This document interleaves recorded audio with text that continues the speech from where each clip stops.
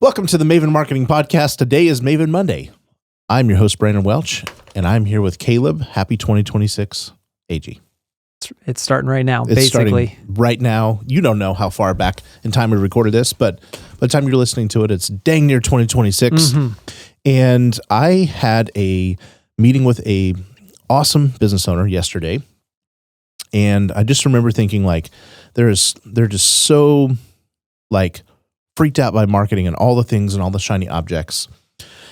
And for whatever reason, I said, like, hey, if I never talk to you again, which is definitely not the plan, but I said, if I never talk to you again, let me just give you some things I would want you to think about. Yeah. And if you are listening to this podcast for the first time, this is a place where we eliminate waste in advertising so you can grow your business and achieve the big dream. We are, like, unreasonably excited about the big dream of not just all the things that happen when you grow and you get, abundance in your personal life, but, like, what happens when businesses grow and become legendary forces in a community.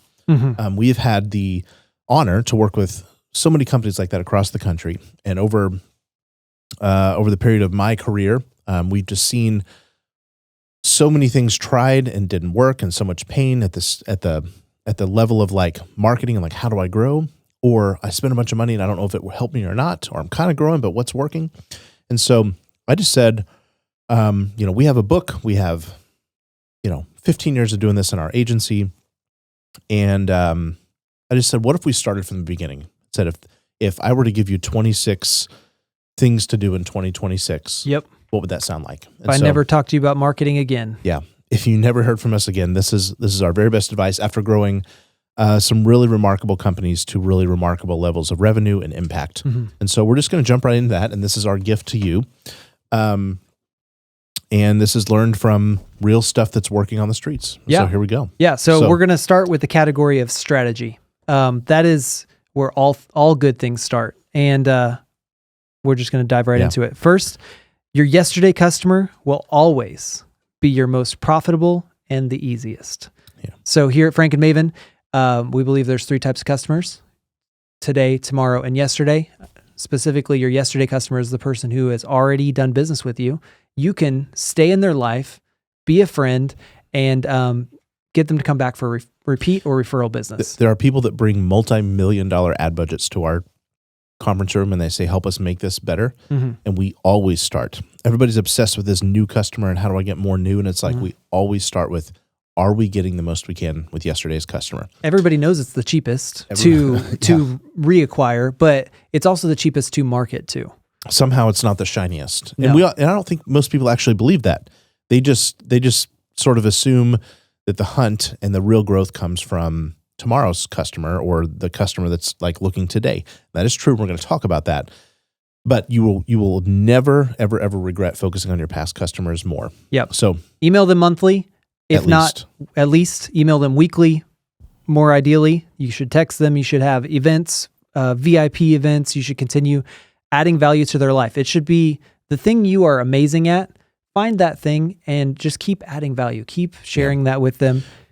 Show up, donate to the things that they care about. Buy the Girl Scout cookies. Put your business name on their kids' football Soccer, jerseys. yeah. Do all the things. Like, just give and continue loving on your past customers. They will be a force for you that advertising could never compete with. That's right. So that's the yesterday customer. That's always where we're going to start. Second, I want to talk to somebody who is very smart and who is very intentional and trying to be a good steward of money. And what happens oftentimes when we go really deep in that lane is that we focus on metrics. I just want to tell you, my friend, you are not your metrics. Your business is not your metrics. Your metrics are simply telling you what's already happened. They're not telling you who you are or how you can even be more impactful. If you are not seeing success in your metrics, there's really only 2 reasons why. It's that you're not giving that much impact, so you're not that great, or people just don't know about you yet. And usually what happens in marketing is we look at metrics for, like, this ultimate guidance, and it causes a lot of people to pull the plug before it could actually work for them. And so if you just are certain that you are making a difference and you're certain that you're doing it a certain way for a certain type of customer and you are providing value and goodness and like impact towards a certain type of person, if you are doing that, it is only a matter of time before the world finds out and you will grow. But if you want it to happen faster, find a way to help people see that faster and see what's in it for them. So focus on who you are first. That is the foundation of every good marketing campaign. And if we never talk again, just focus on who you already are and just find a way to tell that story well. Yeah. And then number 3, really closely related to that, kind of adds to it. Companies with strong vision, values, and vows will always outperform the ones that don't have those. Yeah. And that is where you take the who you are, the heart and of your company. The heart, the origin story, the superhero origin story where you have this thing you had in the world, you saw it and you want to change it. You boil that down to its essence and you put it on paper and you share exactly why you're changing the world. You share how you're changing the world, and then you share the values, the promises you make that you will stand on. That's vision, values, and vows. And you share that definitely with your team. It should ooze out of your team at every moment. But then it also comes out into your marketing. It becomes a piece of that. It may not come out in those exact words every time. And it should show up even in your client conversations. All of this should be solidified and should be strong. Mark Twain said that the 2 most important days in your life are the day you were born and the day you found out why. I think this is also true for businesses. The day your business was born and the day you started to articulate why. So if you don't know how to do that, The Maven Marketer is a book we wrote on the most foundational things that our biggest, fastest growing, and most successful clients have done with their marketing. Spoiler alert, the entire point of the book is that nothing matters as much as who you are and the strategy that you put in place. So if you go ahead and fast forward to chapter 18, there's basically a worksheet of how to identify your vision, values, and vows. And with those things, Roy Williams said, writing good ads is easy when you have something to say. That is your something to say. People will bond with you when they understand who you are, and if you are like them, if you are after the same things that they are after, if you are fighting and believing and spending your energy and your efforts going for the same world that they want, the world that you're trying to create through your business, they will bond you. And then from that, it's just a matter of helping them see that often. Yeah. And then sometimes just waiting for them to need you. So and that leads us perfectly into point number 4, which is spend 70% of your advertising time, money, and energy talking about your vision, values, and vows. You need to connect. We're talking about really the tomorrow customer here, that 70% ratio. Yeah. There's a big research study. We talk about this often.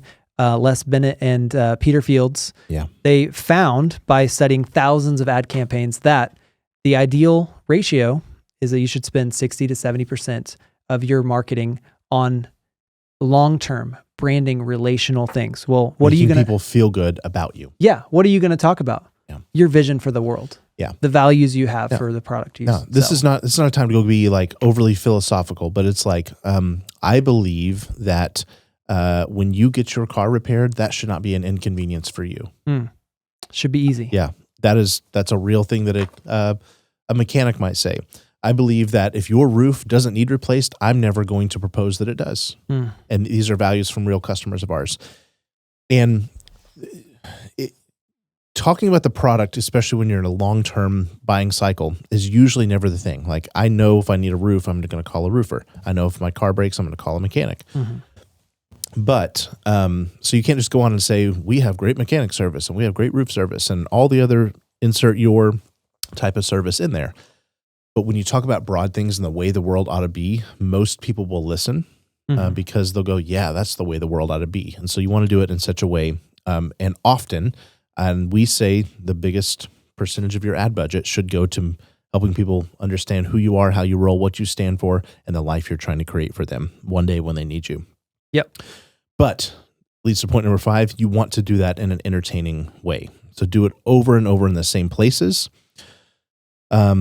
You basically want an audience to develop an impression of you like they do their favorite sitcom or TV or book or movie characters. Yep.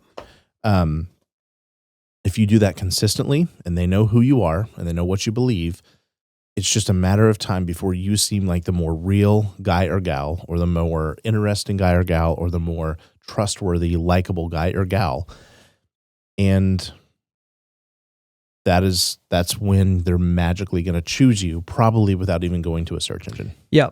And then, so we focused on that 70% of our time on that tomorrow customer. We're going to spend the other 30% of our time and money and energy giving people a reason to buy now instead of later. We're going to make it very easy to do business with us. Yep. And that's as simple as it is. We want to make sure that when somebody looks for, I need that mechanic, well, we're going to pop up on the list. Seems like the obvious one, but I think a lot of people invert these percentages. That's only 30% of the time. We're going to spend the most time building relationship. We're going to spend a little bit less of the time being ready right at the finish line. Yeah. Entertain them, inspire them, jab, jab, jab. And then Seth Godin says that, this is actually jab, jab, jab, left hook. Left hook. Was Gary Vee. Jab, jab, jab, left hook. If I got that wrong, call me out in the comments. Yeah. It's either Seth Godin or Gary Vee. Who said it? And the left hook is like, oh yeah, you remember me? Yeah, you feel good about me. Well, hey, I know you weren't probably going to buy now, but if you are, this is a great time, and let me tell you why. And it's an offer, it's a promotion. I'm going to save you time. I'm going to make this easier than somebody else is about to make it easier for you. And so that's what you want to do. You want to do a 70-30 split. Here's number 7. If you catch yourself saying we in an ad, pause and say, can I turn that into a you statement? We or I or our company or insert company name at blankety blank, at blankety blanks, every time you say that, try to flip that around and turn it into a you statement. Attention is the most important currency in advertising, and people will always give you more attention when you're talking about them instead of you. We're going to talk about a little hint, a little preview. We're going to talk about this next week, actually. Yes. The power of personalization and attention to the person. Yes. There's a universal life hack that is going to be revealed next week on the Maven Marketing Podcast. Bring it on. So number 8, closely with that, if you do talk about we, me, or I, make sure that it's about a promise. So we believe. Yeah, we believe, or we always guarantee that you'll get this. We never. Yeah. We never allow you to have your time wasted, or we will never share your email address, or we will never bother you or ask you to do something that we wouldn't have our own mom do, right? So make it about them very quickly. There's a time to stand up and say, and that's why we don't do this, or that's why we always do this, but make sure it's around some guarantee or tangible. So that's number 8. Number 9, when you talk about yourself or a product feature, say which means after that, so that you can tell them how the benefit makes their life better. This is a copywriting hack. Actually, it's a verbal hack too. If you're in a conversation, when you say something complicated, you have permission maybe to say something inside the box, right? You're an expert, but you need to quickly follow that with which means, and then you connect that to me as the customer. Yeah. At Frank and Maven, we always start with strategy, which means you'll never wonder where your advertising dollars are go and what they're supposed to be held accountable to, right? We always start with a strategy session, which means you'll never be wasting money on random things, right? So always put a which means when you drop a product feature. Number 10 is commit back to 70% of your time, money, and energy in advertising to broad audiences. So we talked about what you need to be doing, like what you're talking about. Talking about your vision, values, and vows, but that usually when you're talking about those, who we are, what we stand for, while you're entertaining them, do that in broad audiences. This is back to the Les Bennett and Peter Fields study. The companies that did the best put 70% of their advertising into the tomorrow customer, what they called priming, making people already like you. And you're going to use broad media to do that. Today, in 2026, for audiences 40 plus, TV and radio are still in a local market. They're still by far the best way to do that. That's going to surprise some people, but that is just where the largest audiences can be had for the littlest amount of money. Yeah. Check out our video on CPMs, which is the gas mileage of your media. Yeah. That is the great equalizer in all medias, and that's how you can boil down any media to its efficiency as far as we're talking about large reach. And you want to buy those in such a way that you're showing up daily or multiple times daily to the same audience, because it takes a long time to get them primed to you. But once you have them primed, now you're just waiting for them to come around and need your product or service. Quick side note on that. If you're certain that your best and most ideal customer is not in the 40 plus crowd, some of the next most efficient medias include YouTube and meta video ads. So you're not reaching as many people and it's not as intrusive, but sometimes now that's the best way to reach them, just because there's changing behaviors and the way that the younger folks consume their media. Yep. So right after that, you spend 70% on broad audiences. Yeah. Number 11 is commit 30% of your time, money, and energy to targeted audiences. So these are people who are looking for what you sell, and we're catching them right now. Right now. This will be pretty obvious, but search engines are exactly where you'll find these people, because they typed in, I need a roofer near me. I need car mechanic, help me fix broken tire, right? Sometimes the people that you've been talking to in tomorrow campaigns, they will recognize you when they see their name and they'll go, oh yeah, that company. But sometimes they need the media, you need the search engine or the Facebook ad to pop up and help them recall your name, especially if you're newer to tomorrow marketing. Yeah. Sometimes, Brendan just mentioned this, you can use meta ads, maybe in a lead generation format, to also help move forward. It will secretly find people who are secretly looking for what you do, and you can reach them a little bit sooner than you would when they finally go to the search engine and look for people to start calling. This is the shiniest customer to chase after. We call it the today customer around here. Everybody wants them. They are the most expensive. That is why 30% of your budget should go to them. Yeah. But I want to encourage you who are used to the instant gratification of paying way too much money for a today customer, invest in a tomorrow customer and watch the efficiency change. They're as much as 500 times more expensive to reach, literally. So you're not going to get very far with your budget if you're only trying to go after these people. You want to get people already liking you and then reach the ones who finally start to reach out in that moment. Cool. So 70-30, broad versus targeted audiences. That was 10 and 11. Number 12 is every good book, play, movie, and TV show have a memorable character. So should your business. Build a character or set of characters that talk, look, and act and believe the same things that you do.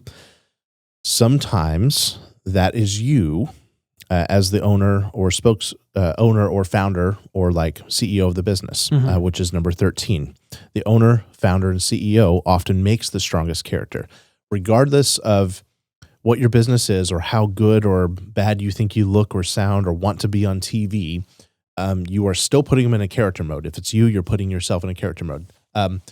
Newsflash, Caleb and I are characters on this podcast. That's right. I know you think we must be this handsome and interesting everywhere we go, but Nate, we put on a little bit of a shtick. Nate, the camera guy, helps us out. He helps us look way better than we actually do in real life. So. Yes. Yeah, so Nate the camera guy is another character. You don't ever see him, but he's behind the scenes. That's a good point. Yeah, that's right. Thank you, Nate the camera guy. So point is, you need a character. The founder, owner, or CEO is often the best character because his or her heart is, and the guarantee that they carry around is directly implied when they speak. I would not say things that are not true or aligned with the thing I want to provide for you for my company. And then secretly, when you can flash it up on the screen or they somehow know, oh, this is the guy who founded the company, they know you mean it. And they're not being hired to say it. There is a time and a place where you want to hire somebody else, but that takes a lot more energy, time, and money. So even if you aren't into being on camera, use that advantage whenever possible. Even if you aren't a good talker, put your humanness and your clunky words and your, put your hillbilly butt on TV if you have to. Third-party spokespersons or ambiguous VOs will never instill the confidence as quickly as the owner, as long as they're being a consistent character. Yeah. So it doesn't mean you have permission to go on and talk about yourself, but you just carrying that message and you being that real-life human that is the founder. So. Yep. Number 14, the first step in knowing how to grow your business with advertising is to know how much it costs you to acquire one customer. Yeah. A lot of people are like, I want to grow 40% next year. And I'm like, great. What's it cost you to acquire a customer? I have no idea. And then we figure that out. A quick way, How many customers do you have? Total marketing budget. Yeah. Pretty quick. And I would nuance there. How many new customers did you get last year? Yep. Like you really can't give past customers credit for that. Yep. How many new customers did you get last year? Divide that into your total marketing budget. You might find out it cost you $2,000 a pop to get new customers. And you would go, holy smokes. $2,000. Yeah. Multiply that times, the 40%. Yeah. The 1,000 that you need to get to your goal. Yeah. And it's like, oh, there's a $2 million advertising budget. I don't think I have $2 million to spend on ads. So that's where you get a little bit more realistic. Now, that's not waterproof math, but that will get you close. It's the first step. Yeah. But it leads us to step 15, which is? Divide your revenue goal by your average value of a customer, and then multiply that number by your average cost per acquisition of a customer. Break that down for me, Brandon. Yeah. So take the revenue goal that you have next year. So let's just say it's $1 million. Yep. And then divide that by my average customer is $10,000. Yeah. Your 10,000. Every customer spends 10 grand with you. So what is that? That is 1,000 customers you need, right? 1,000, 10,000s equals $1 million. Mm-hmm. So then you go, okay, well, that's about 100 and something a month, or maybe 80-ish a month that I have to have. And then you multiply that times your cost per acquisition of a customer. Let's just say it was $1,000. You need to spend $80,000 a month on advertising. Yep. To get that many customers. So if that math is confusing, it's just going, what did it cost me to get what I have now? And then if I want to get a percentage more of that, I got to multiply that times what it's costing me to get them now. Now, we hope marketing becomes more efficient as time goes on, and it typically does. If you're doing that 70-30 thing. Yes, if you're doing the 70-30. If you're chasing the finish line, it's going to go up next year, I promise. Yes, sir.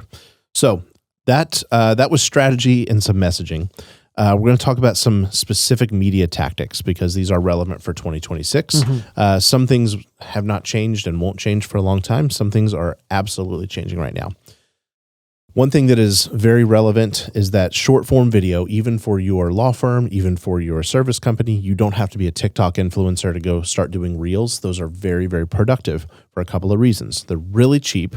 Facebook and YouTube both are subsidizing their algorithms to push short form video because they're a little bit freaked out at how much viewing time TikTok has taken from them. That's right. So they're trying to build their own version of TikTok inside these giant platforms that got a little sleepy over the last couple of years.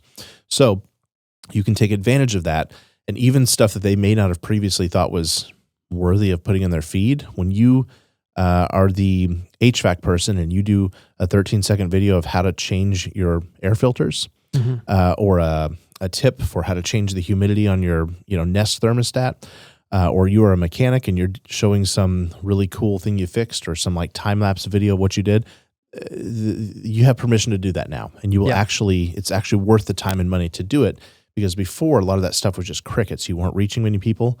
Now they're actually pushing it locally, and they're actually pushing it into people that didn't ask to see that sort of stuff, and local businesses can really benefit. It's showing up in the organic search results as well. It's literally a tab in Google, short video. Yes. And so that's really powerful because it's coming up quite a bit. But then also the algorithms have changed for that. So it's not really the power of your page or your followers in short form video. Yeah. It's the power of that individual video. Now, there is probably some juice that comes from your page and how good you've done in the past. But if that video is rocking and people are watching, it will go to the moon like overnight. And that's how you have all these overnight TikTok stars happening. So use short form video. And we have an episode on how to do that specifically. It's a few episodes back. Short form video. Just look at that, the Maven Marketing Podcast, and you'll find it.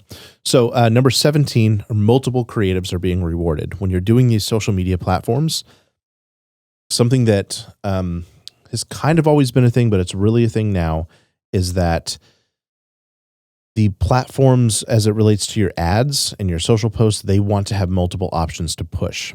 So especially in Meta and Meta ads, you need to have multiple creatives in there. Don't just put one creative in and set it and forget it. That is changing as we speak. They are using, whether they tell you or not, they're using AI-driven things to try to guess why this video is better and what video is going to be next. But they have to have things to test to sort of satisfy the appetite of their algorithm. So that leads me to, speaking of AI, that number 18 is beware of AI. Okay. It's happening. They're going to do it to you. And we are not in any way, shape, or form the anti-AI people. But there's a lot of promise and shininess to, AI is going to do it now, and AI is way smarter than humans. And there may be some truth to that. AI can see patterns with larger amounts of data very quickly. But Google and Facebook specifically are pushing AI automation. PMax and Google, and like automated bidding stuff in Google. And then in Meta, you'll see the Advantage Plus. They're almost forcing you, unless you know how to uncheck it. It's like it's tucked into like a down arrow and then a button, and then it warns you. Are you sure you want to potentially have less results by not using our AI? And you're like, well, I don't want less results. Yeah. So the reason for that is, I think in time, and by the way, in some campaigns, if you're spending enough money and you're giving it enough data, I suspect it might be better. Yeah. It will. I suspect this year there will be some strong actual like local business results, but you're probably spending $10,000, $20,000, $30,000 a month before you're seeing the true A/B tests where AI did a better job. The problem with Advantage Plus on Facebook is that it's trying to write copy for you, and it's trying to guess, let's throw 5 things that you didn't think to say in there. And it's like, they're not very good at understanding who you are, especially if you're a local or service business. It's probably working better in e-com, but I would steer clear of AI and Advantage Plus if I'm a local business trying to generate leads, especially if my budget is less than $10,000 a month. Google, just steer clear of PMax unless you're e-com or you're doing shopping ad feeds. But for good old-fashioned like small business search, stay away. Beware. Number 19, don't let AI write your ads. Yeah. AI alone has not replaced the copywriter. No. At this point in time.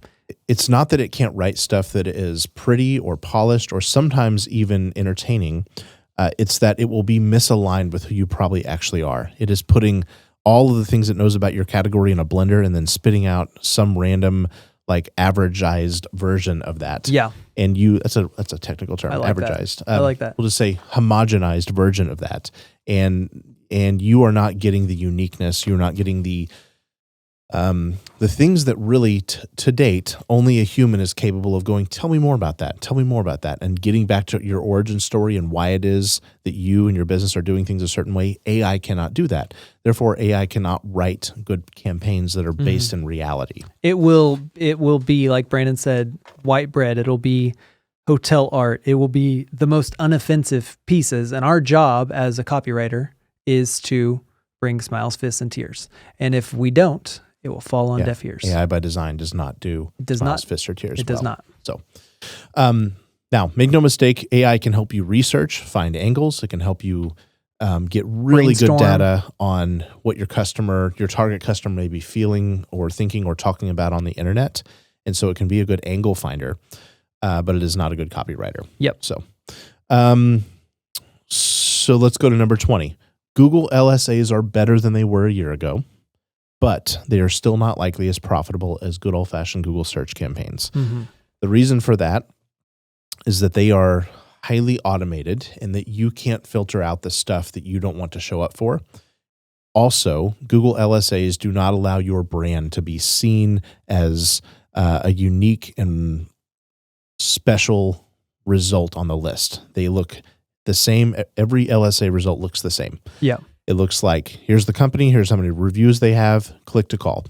And it doesn't let you put in brand phrases and statements that make your brand come alive and the things you've always been as a company and the guarantees and the promises and the unique part of town you're in and the unique slogans and phrases that you've had that remind people who you are. It doesn't let that come to the party. And so, especially if you're a well-branded company, LSAs are just going to fall flat unless your name itself is like just remarkably big in your local market. Yeah, a lot of clients that we've seen LSAs be maybe a necessary evil at the beginning and something they wean themselves off of when their long-term branding matures, as well as their today marketing really strengthens. It will be a cheaper lead, but it is a low-quality lead simply because the rest of your brand didn't get to participate on that platform.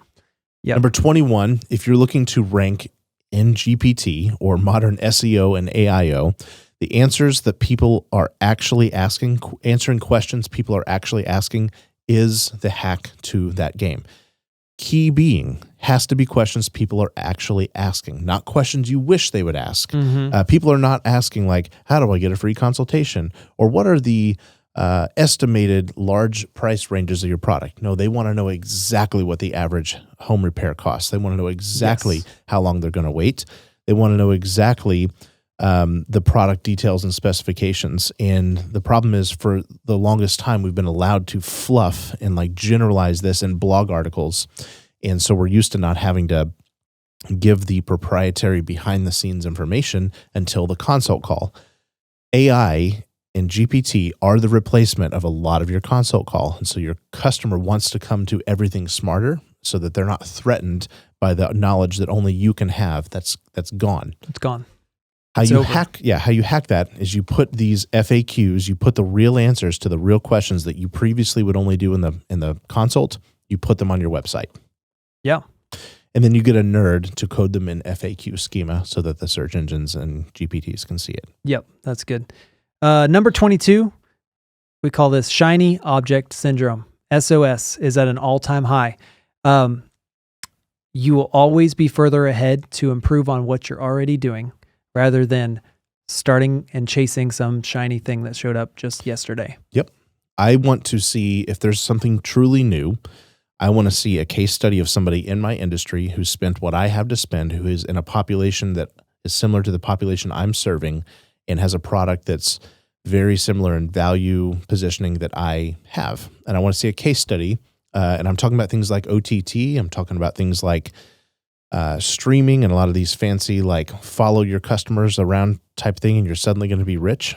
Ask them to prove it to you. It's okay to not be an early adopter of these things, because if they're truly wonderful, they will become mainstream and you can take advantage of them probably actually as the cost goes down. So just beware that AI is both calling and projecting and trying to get you to think that there's some magic silver bullet to get customers, and really humans have not changed and won't change for hundreds of years. They will do the things. Same.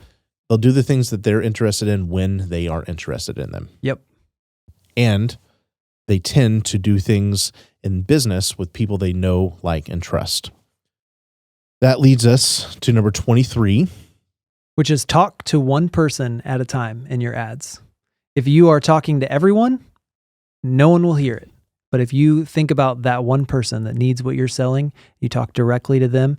It's a strange thing, but everyone gets to hear it. Even the people who don't need that thing right now. Yeah. Neuroscience continues to prove that when you are talking in a real dialogue that a human can secretly detect, oh, that's a real human talking to a real human, the eavesdropper effect, just like when you overhear somebody, a stranger in a coffee shop on a stranger conversation, you're like, you can't help but not listen to it. That's what you want your ads to be like. Piece together the conversation. You figure out what they're talking about in 4 seconds. Yes. It works. It's insane. Which also leads to number 24, be unpolished and clear over being creative and brilliant. You probably aren't A-list talent, and that's totally okay. Matter of fact, if you can't harness the talent to be some really, really specific character off script, the best character you can be is the one that is you with all of your flaws and imperfections and your humanness. People have literally reduced their attention spans to 0.4 seconds before they decide if they're going to stay around and watch. And if it's fake or it smells anything like fake, they're gone. But if it's real, they're like, I kind of want to see how this plays out. So be unpolished and clear. Don't spend a lot of time and energy trying to be something that you're not, unless you are a professional actor. I'm going to make a prediction that this wave of AI, maybe not next year, but in the close years following, a wave of authentic, real, rugged things will be like a huge surge in 27 and beyond. Everybody's going to look for handcrafted, handmade, prove that it's not real or not fake. Yeah, it's made by human hands. Or they're going to be looking for the badge and the guarantee, and that's going to play. Yep. Which leads us to number 25. Wouldn't you know it? Reviews are more important than ever. This may sound obvious, but reviews aren't just the tool that people like check right before they buy now. It's actually informing search engines and AI and entire algorithms internet wide when you have a high review count. So it is affecting way more than it ever has before.